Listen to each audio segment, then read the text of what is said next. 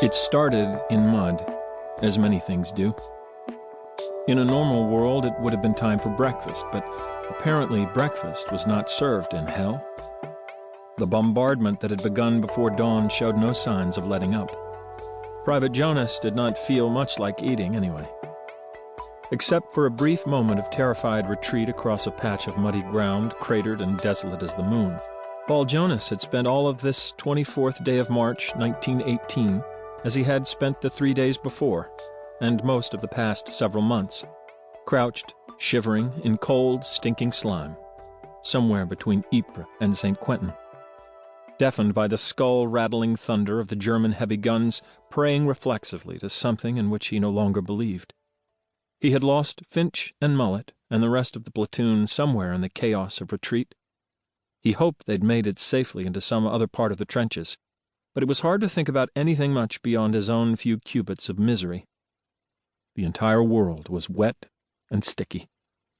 The torn earth, the skeletal trees, and Paul himself had all been abundantly spattered by the slow-falling mist that followed hundreds of pounds of red-hot metal exploding in a crowd of human beings.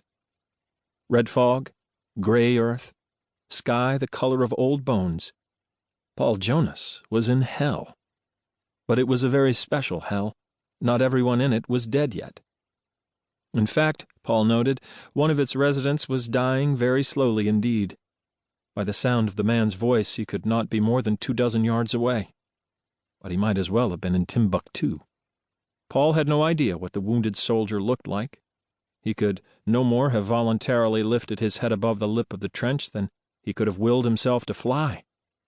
But he was all too familiar with the man's voice, which had been cursing, sobbing, and squealing in agony for a full hour, filling every lull between the crash of the guns. All the rest of the men who had been hit during the retreat had shown the good manners to die quickly, or at least to suffer quietly.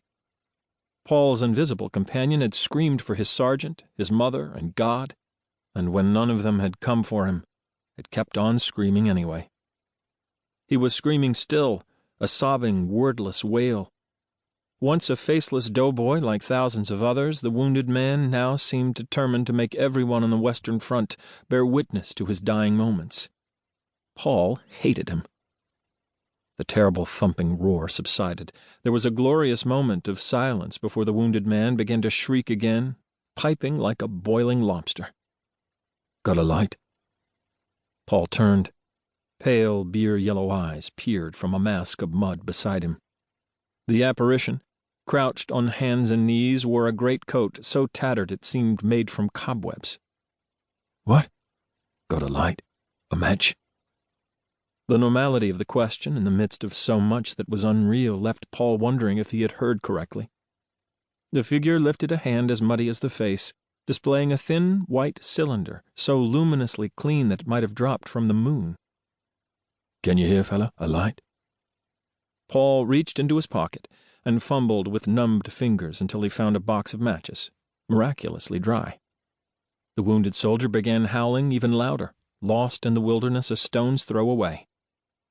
The man in the ragged greatcoat tipped himself against the side of the trench, fitting the curve of his back into the sheltering mud, then delicately pulled a cigarette into 2 pieces and handed one to Paul. As he lit the match, he tilted his head to listen. "God help me, he's still going on up there." He passed the matches back and held the flame steady so Paul could light his own cigarette. "Why couldn't Fritz drop one on him and give us all a little peace?" Paul nodded his head. Even that was an effort.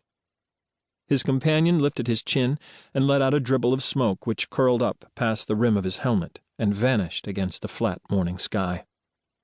"Do you ever get the feeling?" "Feeling?" "That it's a mistake." The stranger wagged his head to indicate the trenches, the German guns, all of the Western Front.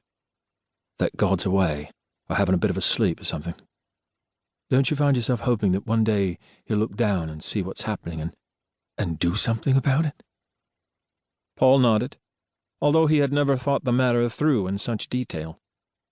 But he had felt the emptiness of the gray skies, and had occasionally had a curious sensation of looking down on the blood and mud from a great distance, observing the murderous deeds of war with the detachment of a man standing over an anthill. God could not be watching, that was certain.